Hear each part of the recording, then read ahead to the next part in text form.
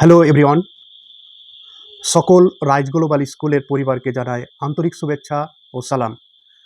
আজকে আমি আপনাদের সামনে একটি ইম্পর্টেন্ট কথা বলবো বলে উপস্থিত হয়েছি।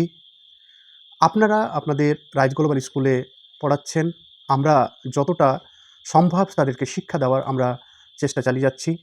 আপনাদের ছেলেমেয়ের, আমাদের ছেলেমেয়েদের, আপনাদেরও একটু দায়িত্ব যে আপনারা ছেলেমেয়েদেরকে বাড়িতে পড়াতে বসাবেন। অবশ্যই সন্ধ্যাবেলা পড়াতে বসাবেন, কারণ আমরা যা পড়ালাম আমরা তো চেষ্টা করি এখানেই পড়াগুলো করিয়ে দেওয়ার। তবুও যেমন হ্যান্ডরাইটিং এবং নিজের কিছু পড়া সেগুলো তারা যেন বাড়িতে পড়ে। তার জন্য আপনারা মনে রাখবেন, ছেলেমেয়েদেরকে পড়ার জন্য একটা নির্দিষ্ট জায়গা ফিক্স করবেন, যেখানে লাইট, ফ্যান, চেয়ার, টেবিল অবশ্যই রাখবেন। দেখেন, লাইট, চেয়ার, টেবিল, ফ্যান যদি থাকে নির্দিষ্ট জায়গায়, যেখানে বই থাকবে, তার ড্রয়িং থাকবে, সব কিছু তাকে পড়ার জন্য কিন্তু এক্সট্রা মেহনত করতে হবে না। সে পড়তে বসে যাবে।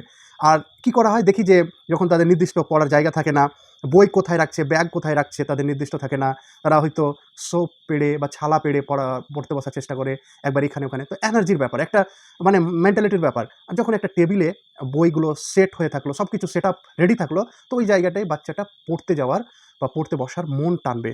ওকে অতটা পরিশ্রম করতে হবে না। গেল, চেয়ারে গিয়ে বসে একটু পড়ে নিল, লিখে নিল, অভ্যাসটা তৈরি হয়ে যাবে। ওখানে একটা পরিবেশ, পড়ার জায়গাটায় বিভিন্ন হয়তো পেন্টিং তৈরি করলো, তারপরে বিভিন্ন একটা আকর্ষণীয় তৈরি করবে যাতে ওকে পড়তে ভালো লাগে। তো ওই জন্য আপনারা অবশ্যই ছেলেমেয়েদেরকে চেয়ার, টেবিল, লাইট, ফ্যানের ব্যবস্থা করবেন। যাদের আছে খুবই ভালো, যাদের নেই আপনারাও চেষ্টা করবেন। এগুলো আশা করি সবার বাড়িতে চেয়ার, টেবিল, ফ্যান, লাইট আছে।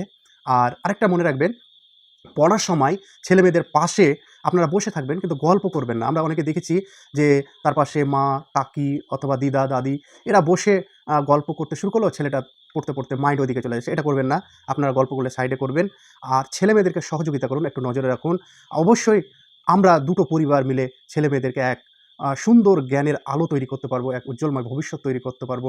আশা করি আমার এই মেসেজটি আপনারা ফলো করবেন। ধন্যবাদ। Thank you. Have a great time.